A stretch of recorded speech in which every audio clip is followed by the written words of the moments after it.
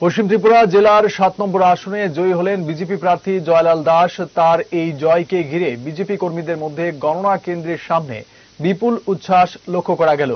Vote গণনাকে কেন্দ্র করে মোহনপুর বিধানসভা কেন্দ্রের বিধায়ক তথা মন্ত্রী রতনলাল নাথ সকাল থেকেই ভোট গণনা কেন্দ্রের সামনে উপস্থিত ছিলেন। দলীয় প্রার্থী জয়লাল দাসের বিজয়কে ঘিরে মন্ত্রী রতনলাল নাথ তার প্রতিক্রিয়া তুলে ধরেন। সেখানে সিপিএম প্রার্থী ভোট পেয়েছে 659 ভোট এবং কংগ্রেস প্রার্থী ভোট পেয়েছে 864 এবং আমাদের বিজেপি জয়লাল দাস পেয়েছে 8946। আমি বলছিলাম 8000 থেকে 9000 পাবে, দেখুন 8946। যা বলেছি তাই হয়েছে। কারণ এবং শুধু এটা নয়, আমাদের মধ্যে বন্ধুত্বপূর্ণ লড়াই। আমরা আলোচনার ভিত্তিতে 8টা আসন সিমনা বিধানসভা কেন্দ্রে 8টা আসন তীব্রমতাকে দিয়েছি।